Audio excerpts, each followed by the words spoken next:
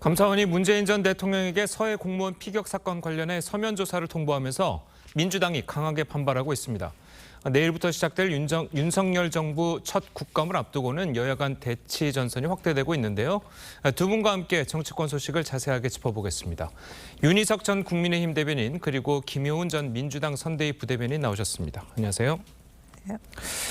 자, 먼저 감사원이 지난 7월부터 서해 공무원 피격 사건에 대한 본 감사에 착수했었죠. 이 관련해서 최재 감사원장의 발언부터 들어보겠습니다. 윤석열 대통령이 서해 공무원 피격 추가 조사에 대한 시사를 하는 그런 발언이 있었습니다. 그러고 나서 4시간 뒤에 감사에 착수했습니다. 이 사실이죠? 예, 자료 수집에 이거 누가 결정했습니까? 제가 결정했습니다. 그러니까 대통령의 발언을 보고 결정하셨다는 아니, 건가요? 대통령님 발언하고는 상관없이 저희들이 판단했습니다. 감사의 속성상 이제 과거를 들여다보기 때문에 정부 출범 초기에는 전 정부에서 한 일들이 전부 감사 대상이 됩니다. 예, 이 최재 감사원장은 전 정부, 그러니까 문재인 정부에서 한 일 전부가 감사 대상이라고 말을 했습니다. 이 전직 대통령에 대한 서면 조사. 자, 야당에서는 이제 정치 보복이라고 강하게 이야기를 하고 있는데요. 좀 어떻게 보셨습니까? 글쎄요. 예, 아까 최재해 감사원장이 말씀하셨듯이 감사라는 것이 결국은 과거에 대한 일에 대해서 하는 것이기 때문에 예. 결국 지금 이 상황에서는 전 정부에서 한 일이 감사 대상이 될 수밖에 없는 것이죠. 자연스럽게. 그러면 지금 이 상황에서 예를 들어서 서해 공무원 피격 사건에 대해서 서면 조사를 한다. 문 전 대통령에 대해서 이게 보복이냐? 저는 그렇게 생각하지 않습니다. 일단 서해 공무원 피격 사건 관련해서 문재인 정부 당시에는 월북 의혹이 있어서 이분에 대한 어떤 진상규명, 이분이 당한 어떤 일에 대한 진상규명이 제대로 안 된 측면이 있었는데 지금 여러 가지 상황을 종합해 보면 월북이 아니다라고 지금 결론이 거의 나고 있는 상황이고 그렇다면 더 확실하게 알기 위해서 당시에 어떤 일이 있었는가를 알 수 있는 어떤 정부 문서라든지 이런 것들을 다 점검을 해야 하는데 당시 대통령실에서 만들었던 문서 일체가 다 지금 대통령 기록물로 묶여 있기 때문에 볼 수가 없는 상황 아니겠습니까? 예. 그래서 그 상황을 더 자세히 알기 위해서 문 대통령에 대해서 서면으로라도 더 알 수 있는 그런 감사를 하겠다 이런 뜻이라고 저는 봅니다. 그래서 불쾌하지 마시고 이 진상 규명을 위해서 그 공무원 가족분들 지금 얼마나 마음이 아프겠습니까? 그런 여러 가지 상황을 종합해 볼 때 성실하게 서면 조사에 임해 주시기를 바라는 마음입니다. 예. 그런데 예전에 문 전 대통령이 이제 뭐 강하게 반발을 하고 그리고 이제 또 문 전 대통령은 또 굉장히 상당히 불쾌했다. 자, 이런 전언들이 좀 있거든요. 자, 이런 관계에 대해서는 이제 국민의힘에서 뭐 떳떳하면 조사를 받으면 될 것 아니냐 또 이렇게 이야기를 하고 있어요. 글쎄요, 지금 국민들이 보실 때 이 상황이 상식적으로 보일까? 저는 그런 생각이 안 들거든요. 굉장히 이례적인 일입니다. 예. 지금 윤석열 정부가 출범한 지 얼마 안 된 상태, 그리고 굉장히 낮은 지지율, 그리고 끊임없는 내치 외치의 논란들이 진행되고 있는 상황에서 지금 문재인 전임 대통령에 대한 조사를 한다라는 얘기를 나왔습니다. 특히 그 서해 공무원 월북 사건과 관련해서는 이제 그 윤석열 정부가 취임 한 달도 되지 않았을 때 특히 그 이전 정부의 특히 남북 관계와 관련된 여러 사항에 대해서 문제제기를 되게 직접적으로 했습니다. 그러면 문 대통령 입장에서 이걸 받아들였을 때 지금 여론 자체가 특히 윤석열 정부가 주장하고 있는 이거지 않습니까? 월북으로 단정을 하고 그 공무원에 대해서 아무 조치도 취하지 않았다. 그런데 어떤 대통령이 국가의 그러니까 국민의 그 안전이 위협이 닿았을 때 아무 조치도 안 한다. 이런 식으로 단정을 해놓고 지금 문재인 대통령한테 조사를 받으라고 하는 것은 그거는 상식적으로 맞지 않는 일이고요. 정말 문재인 대통령의 과거 5년에 이 5년의 모든 걸 정말 탈탈 털어서 지금 현 정부의 실정을 덮어보고자 하는 거. 그거는 꼭 저는 문재인 대통령 지지자 입장이 아니더라도 일반 국민 입장에서 충분히 보일 것 같습니다. 그래서 지금은 검찰을 앞세우면 검찰공화국이라는 소리를 들을까 봐 감사원을 앞세우는 무슨 감사공화국도 아닌 헌법상 독립기관인 감사원을 활용해서 뭔가 사정정국으로 몰고 가려는 그런 의도가 충분하다. 그렇게 보여집니다. 알겠습니다. 방금 이제 김효은 부대변인께서 굉장히 이례적인 일이라고 했었는데 예전에도 정부 감사원에서 그 전 정권의 대통령들을 서면 조사한 적이 있지 않습니까? 있습니다. 오래전이긴 하지만 93년이죠. 김영삼 대통령이 집권한 첫 해에 전두환 전 대통령에 관해서는 이 평화의 댐 관련한 감사, 그리고 노태우 전 대통령에 대해서는 율곡 비리, 그 방산 비리라고 할 수 있죠. 그 건에 대해서 각각 서면 조사를 요청했는데 예. 이 두 전직 대통령께서는 대국민 해명이라는 서식을 통해서 답변을 했습니다. 예. 그 답변서에 일일이 그 질문에 맞춰서 답변한 건 아닌데 그래서 감사원에서는 전두환 전 대통령이 낸 답변서를 답변이라고 인정을 했고 노태우 전 대통령이 낸 그 서식에 대해서는 여러 가지로 그 질문에 대한 어떤 충분한 답이 없었다 해서 인정하지 않았던 그런 전례가 있습니다. 결국은 두 전직 대통령이 감사원의 서면 조사에 어느 정도 응했다고 볼 수 있는 상황이 있었기 때문에 예. 이번에 문재인 전 대통령에 대한 감사원의 서면 조사 이것이 뭐 이례적이라고 말하기는 어렵다고 봅니다. 예. 네, 저는 좀 사안이 좀 다른 게 과거에 그 평화의 댐 같은 경우는 그 당시에도 굉장히 논란이 많았습니다. 전 국민들의 그때 방위 성금이라고요. 저도 학교 다닐 때 냈던 기억이 나는데 그때 이제 전두환 정권 때 이제 우리가 북한하고 대치된 상황에서 북한의 물로 인한 우리나라 공격에 대해서 대대적으로 평화댐을 만들어야 된다. 그래서 전 국민적으로 그때 다 함께 했고 그리고 그 당시에도 논란이 있었습니다. 율곡 비리도 그때도 마찬가지였고요. 그런 사안에 대해서 이제 김영삼 정부가 문민정부가 처음 출범을 했을 때 과거 군사 정권에 있었던 큰 문제에 대해서 감사를 했던 것이고요. 그거에 대해서는 국민들도 어느 정도 문제가 있었겠구나 하는 그런 여론이 있었습니다. 그거를 똑같이 지금 문재인 정부의 그 과거 남북 관계에 관한 사항을 똑같이 하는 것은 저는 굉장히 적절치 않고 정치적인 의도가 훨씬 많다. 저는 그렇게 보여집니다. 그렇다면은 그렇게까지 생각하신다면 그냥 간단하게 응하시면 될 일이고 그렇게 판단하셨다면 감사원이 아무리 감사를 하더라도 별게 안 나오겠죠. 그러면 오히려 더 문재인 정부에 대한 평가가 더 좋아질 거고 떳떳하지 않겠습니까? 그냥 응하시면 끝날 일이라고 저는 생각합니다. 알겠습니다. 자, 그리고 이제 얼마 전에도 민주당이 이 감사원이 전 정부에 대한 표적 감사를 진행하고 있다 이러면서 항의 방문을 했던 적이 있었습니다.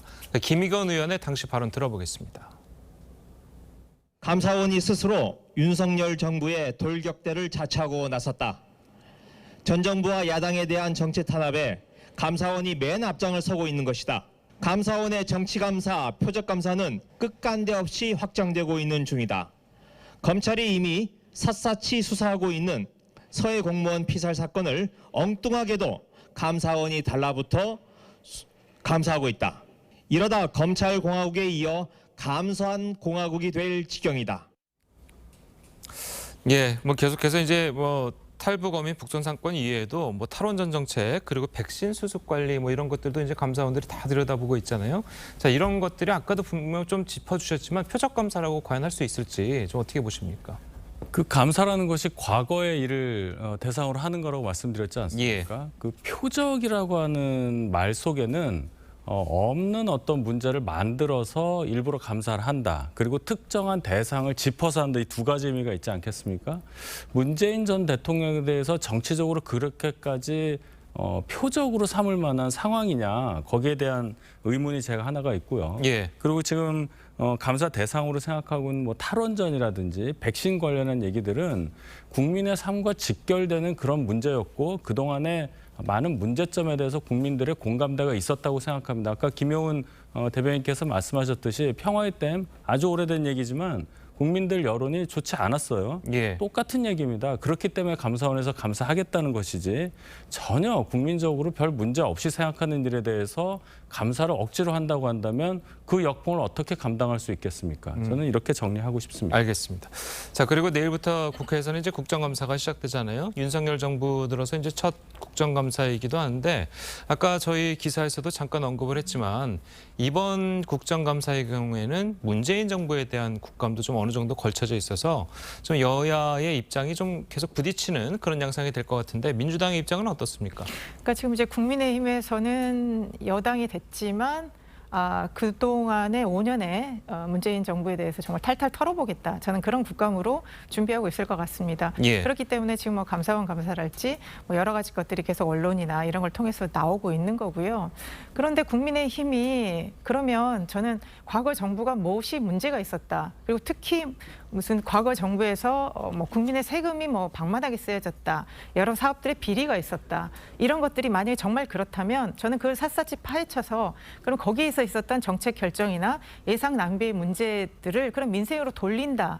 저는 그렇게 한다면 분명히 국정감사의 본연의 목적이 있겠죠. 그렇지만 과연 지금 국민의힘이 그런 것들을 정확히 밝혀낼 수 있는 능력과 의지가 있는가? 저는 그거에 대해서 매우 정치적이다라는 생각을 갖고 있고요. 예. 이렇게 여당이 이렇게 국정감사를 이렇게 끌고 가겠다고 하면 야당인 민주당 입장에서는 그를 방어할 수밖에 없습니다. 왜 과거 문재인 정부의 5년이 무조건 잘못됐다라는 인식을 윤석열 대통령과 대통령실에서 강하게 갖고 있다. 이런 느낌이기 때문에 그러면 똑같이 그거에 맞서서 공방을 할 수밖에 없는 거고요. 그럼 민생이 실종이 되는 겁니다. 그러면 이 정치와 민생을 책임지는 거는 야당도 있지만 결국 여당인데 과연 윤석열 대통령이 지금처럼 어려운 민생 위기 상황에서 국정감사와 국회를 이런 식으로 끌고 가는 것이 과연 어떤 도움이 되는지, 누구에게 도움이 되는지 이 문제에 대해서는 저는 진지하게 생각을 해봐야 된다고 보고요. 그러면 과거 정부에 대해서 잘잘못을 가리는 것이 국정감사라면 그 본연의 목적에 맞게 하는 것이 바람직하다 그렇게 보여집니다. 알겠습니다. 자, 말씀드린 대로 그 예전부터 이제 국정감사 같은 경우는 야당이 공격하고 여당이 수비하는 약간 그런 모양새들을 보였는데 올해 국정감사 같은 경우에는 방금 김용 부대변인께서도 짚어주셨듯이 국민의힘에서도 전 정권을 향한 공격이 가해질 것이다 이렇게 이야기를 했거든요. 자, 그렇게 계획을 하고 계십니까? 당내에서 그렇게 계획을 한다기보다 이제 새 정부 들어온 지가 한 5달 정도밖에 안 됐잖아요. 예. 그러면 지금 국정감사를 할 만한 거리가 새 정부에서 뭐가 그렇게 많이 있겠는가라는 생각을 해봅니다. 그러면 올해 5월까지는 문재인 정부의 기간이었기 때문에 그 기간 동안에 있었던 일들에 대해서 감사를 하는 게 맞는 거지. 그럼 5월 이후 5월 9일 새 대통령 취임 이후의 일에 대해서만 그런 감사를 하자는 말씀인지 저는 그 논리를 이해를 못 하겠고 계속 말씀드리지만 전 정부에 대해서 감사를 해서 국민의힘에서 정치적으로 이득을 얻는 거 아니냐는 말씀처럼 저는 들리는데 지금 민주당 상황이 문 전 대통령이 어떤 정치적으로 영향력을 행사하거나 또는 국민의힘 입장에서 문 전 대통령을 정치적으로 공격을 해서 얻을 수 있는 게 있는 상황이 저는 아니라고 봅니다. 그래서 이건 결과적으로는 정책 감사에 가까운 것이지 정치적으로 해석하는 것은 무리가 있다 이렇게 생각을 합니다. 알겠습니다. 자, 그리고 어제 그 대통령실에서 이제 순방 성과를 이제 서면 브리핑으로 내놨잖아요. 그 순방 성과에 대해서 동맹을 확인했고 인플레 감축법 등의 현안에 대해서 협의가 진행 중이다. 자, 이렇게 얘기를 했는데 비속어 논란이라든지 아니면 야당에서 지적하고 있는 조문 외교 논란이라든지 자, 이런 부분에 대한 이야기는 좀 살짝 언급이 빠진 것 같다라는 이제 지적도 있었어요. 어떻게 보셨습니까? 그러니까 순방 성과를 거의 순방 돌아오고 한 일주일 정도 지난 후에 얘기를 했습니다. 그런데 그 성과라고 내놓은 얘기 보면 굉장히 추상적인 대통령이 좋아하는 단어로 채워져 있더라고요. 예. 자유와 연대를 전 세계에 보여줬고 그리고 국익과 동맹을 확인했다고 했습니다. 그런데 지금 이번에 순방에서 국민들이 과연 그걸 확인했나요? 저는 윤석열 대통령과 대통령실의 무능과 무책임을 확인한 그런 순방이었다고 봅니다. 100번 양보해서 이런 것들은 사소한 것이다. 라고 치부를 하더라도요. 그럼 과연 순방의 성과라는 것을 국민들한테 뭐로 보여줄 수 있었을까? 그런데 여기서 브리핑에도 정확히 내지 못했습니다. 그럼 앞으로 인플레 감축법에 대해서는 서로 협상을 하겠다. 얼마 전에 부통령이 와서 결국 대통령이 겨우 만나서 그 정도 그러면 창의적 해법을 앞으로 좀 같이 해봅시다. 이 정도의 외교적인 언사만 들었는데요. 정말 100번 양보해서 그러면 이번 순방이 참사가 아니었다라고 하더라도요. 인플레 감축법만 보더라도 과거에 지금 그런 진실이 드러나고 있지 않습니까? 인수위 때 보고를 했는데도 이게 중요하게 다뤄지지 않았고 그리고 박진 외교부 장관 직전이었죠. 인수위 시절에 한미 그 대표단으로 미국에 갔습니다만 뭐 바이든 대통령이나 국무장관도 만나지 못했고 그때 충분히 그런 상황에 대해서 감지하고 대책을 세울 수 있었는데 그런 것도 하지 못했습니다.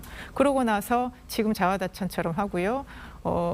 그 유엔 총회 연설을 듣고 나서 유엔 사무총장이 이렇게 정말 대통령 훌륭해서 유엔 사무총장 돼도 좋겠다. 이런 얘기를 농담처럼 홍보수석이 하는 걸 보면서 과연 이번에 순방의 성과라는 것이 무엇이었는지 그리고 순방을 갔다 오면 어느 정도 지지도가 올라가는데 그런 규칙조차 깨어버린 그런 순방이어서 글쎄요. 좀 과연 국민들이 이거에 대해서 동의를 할지는 굉장히 의문입니다. 제가 짧게 말씀을 드리면 미국 방문 이것이 다자 외교였습니다. 유엔 총회에 참석하고 유엔 회원국이 192개입니다. 그래서 미국 대통령과의 바이든 대통령과의 어떤 대화를 통해서 성과를 끌어내기는 물리적으로 무리가 있었다. 이런 측면이 있다는 것을 말씀을 드리고 해리스 부통령이 곧바로 방한을 해서 IRA 관련한 우리의 우려에 대해서 충분히 노력을 해보겠다는 얘기를 했으니까 지켜보셔야 하는 입장이고 외교 참사 자꾸 말씀하시는데 문 대통령 얘기 제가 좀 하겠습니다. 중국 가셔서 10개 중에 8개 혼밥하시고 마크롱 대통령 만나서 대북 제재 완화하자고 했더니 절대 안 된다 비핵화전은 이런 답변 들은 게 외교 참사고요. 체코에 갔더니 현지 대통령은 순방을 떠나서 없고 말레이시아 가서는 인도네시아로 인사를 하고 이런 게 외교 참사라고 저는 생각합니다. 알겠습니다. 자, 그리고 이번 국감에서는 이재명 민주당 대표 관련 사법 리스크도 이제 도마에 오를 것으로 보이죠. 이재명 대표가 공모자로 적시된 성남 FC 공소장을 놓고 여야는 공방을 벌였습니다. 어떤 이야기가 나왔는지 들어보겠습니다. 검찰의 성남 FC 수사는 잇따르는 윤석열 정부의 실정을 감추려는 정치 수사 쇼입니다. 검찰이 무슨 근거로 이재명 대표를 피의자로 적시했는지 의문입니다. 온갖 곳을 들쑤시고 이잡듯 먼지를 턴다고 무고한 사람에게 죄가 생기는 것은 아닙니다. 이처럼 증거가 차고 넘치는데도 더불어민주당은 검찰의 정치쇼라고 공격하고 있습니다. 169석이라는 숫자로 이재명 대표의 죄를 덮을 수는 없습니다. 국회를 끝까지 방탄막으로 악용하려 한다면 이재명 대표는 물론 더불어민주당도 자멸할 것입니다. 자, 민주당 같은 경우에는 이번에 검찰이 이재명 대표를 성남 FC 관련 이제 공모자로 이제 지목한 것에 대해서 이것이 이제 검찰의 정치 쇼다라고 이야기를 하고 있잖아요. 거기에 대한 입장을 좀 말씀해 주시죠. 글쎄요, 이제 이재명 당대표가 선출되자마자 이제 검찰의 본격적인 이제 움직임이 시작이 된 거죠. 선거법에 허위사실 공표로 2가지 기소를 했고요. 그다음에 바로 연이어서 성남 FC 사건이 나왔습니다. 제3자 뇌물이라는 혐의인데요. 글쎄요, 성남시장 시절에 성남 FC라는 시민 구단을 운영하기 위해서 많은 예산이 필요했고 그 과정에서 홍보 자금을 유치한 것을 지금 뇌물로 지금 보고 있습니다. 그거에 대해서 민주당과 이재명 대표 입장은 명백한 거죠. 왜 이거를 자꾸 이재명 대표를 엮어서 뭔가 사법적으로 계속 압박하려는, 그래서 민주당의 모든 행보에 대해서 방탄이다라는 지금 발목을 잡고 있는 거거든요. 민주당이 어떤 문제를 얘기를 하면 현 정부의 실정에 대해서 문제제기를 하면 국민의힘은 기다렸다는 듯이 이것은 또 이재명 대표의 방탄이다 이렇게 맞서고 있습니다. 그렇기 때문에 지금 국회에서 여야가 정치적으로 해결해야 될 많은 정치적 사안과 민생들이 다 묻혀버리는 그런 일입니다. 그래서 방금 박성준 대변인의 입장에서도 보인 것처럼 이 성남 FC 건은 이재명 대표와 민주당을 정말 괴멸시키려고 하는 그런 정치 공작이다. 이런 입장이 분명합니다. 알겠습니다. 그래도 이제 국민의힘에서는 이제 증거가 차고 넘친다. 자, 이런 입장이시죠? 그렇죠. 이게 정치쇼라고 하는데 정치쇼라고 하면은 원래 없던 의혹을 새로 발굴을 해서 뭔가 현재 실책을 덮으려는 뭐 그런 상황을 얘기하는 건데 이재명 대표에 대한 의혹 또 뭐 성남 FC 이런 것들은 지난 대선 때부터 쭉 나왔던 얘기라 1년 가까이 국민들의 뇌리에 이게 박혀 있는 사안입니다. 정치쇼라고 보기보다는 증거가 있기 때문에 검찰에서도 기소를 하는 거고 결론은 이제 법원의 판단이 어떻게 나오느냐 그것을 지켜보면 될 일이라고 저는 봅니다. 예, 알겠습니다. 자, 그러면 이제 다시 좀 다음 이야기로 넘어가서 운명의 한 주를 맞은 국민의힘 이야기 짚어보도록 하겠습니다. 자, 오는 6일이죠. 이준석 전 대표의 윤리위 징계 결정이 나오게 되는데, 자, 좀 어떻게 예상을 하고 계십니까? 일단 윤리위에서 징계 절차 개시를 할 때는 뭔가 징계할 만한 사안을 발견했기 때문에 그 절차에 돌입한다고 판단을 해야 되겠죠. 예. 현재 당원권 정지 6개월의 징계를 받고 있는 이준석 대표에게는 만약 징계가 나온다면 그보다 더 과한 징계를 해야만 한다는 것이 저의 당원입니다. 따라서 이런 상황으로 본다면 기존의 당원권 정지 6개월보다 더 큰 징계가 내려지게 될 가능성이 크다고 보고요. 예. 그 징계가 어떤 것이냐에 관계없이 6월 11일, 지난해 6월 11일에 전당대회가 있었으니까 예. 새로 있을 전당대회, 내년 6월까지는 당원권이 회복되지 않는 수준의 징계는 거의 내려지지 않을까 이렇게 봅니다. 예, 알겠습니다. 자, 그리고 이제 정진석 비대위에 대한 판단, 이 법원의 판단도 조만간 이제 나올 것으로 보이는데, 이준석 전 대표에 대한 윤리위 징계 전에 나올지 그 이후에 나올지도 상당히 관심이거든요. 자, 좀 어떻게 예상을 좀 하십니까? 글쎄요, 지금 윤리는 6일로 지금 결정이 돼 있는데 예. 저는 이제 요 시기에 따라서 약간의 영향을 받을 수는 있겠지만 저는 국민의힘에서 이준석 대표를 이렇게까지 끌고 온 거는 결국은 함께 할 수 없다라는 입장이 명확했기 때문이라고 봅니다. 그렇기 때문에 현직 당 대표에게 당원권 6개월 정지라는 얘기를 내렸고요. 예. 그 다음에 이준석 대표가 가처분을 신청해서 싸우는 것은 또 별도의 문제지, 결국 국민의힘에서는 이준석 대표와 함께 갈 수 없다는 것이 저는 처음부터 결론을 냈다고 봅니다. 그렇기 예. 때문에 지금 가처분이 또 인용이 돼서 상황이 복잡해지는 것과 무관하게 저는 이준석 대표에 대해서 징계를 내릴 것이라고 보고요. 만약에 또 그와 별개로 가처분이 인용이 된다면 또 그 다음 수순으로 또 주호영 직무대행 중심으로 해서 이제는 비대위가 아니라 최고위원회로 가는, 다시 새로운 어떤 당대표를 선출하는 그런 걸로 갈 수밖에 없는 그런 상황이라고 봅니다. 물론 그 과정에서 여러 가지 국민의힘이 가져야 되는 부담은 있겠지만 결국 결론을 정해놓고 이거를 빨리 해결할 수밖에 없는 거라고 보고요. 저는 국민의힘의 이런 내용이 계속 그러니까 결론이 나야 된다고 보는데 국민의힘의 내용이 오래될수록 결국 대통령과 대통령실에서는 부담이 되기 때문에 저는 그 가처분의 그거하고 무관하게 결국 이준석 대표의 운명이 결정된 것이 아닌가 그렇게 생각합니다. 알겠습니다. 방금 김효원 대변인께서도 이제 좀 지적을 좀 해주셨는데, 만약에 이제 정진석 비대위에 대한 법원의 가처분 신청이 인용이 된다면 다시 또 3차 비대위가 가는 겁니까? 아니면은 주호영 원내대표 대표 체제로 가는 겁니까?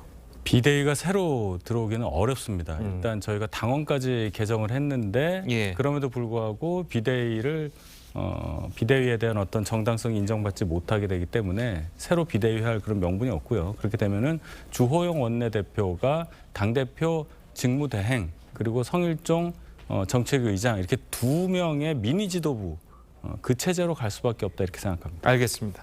자, 오늘 두 분 말씀은 여기까지 듣겠습니다. 잘 들었습니다. 고맙습니다.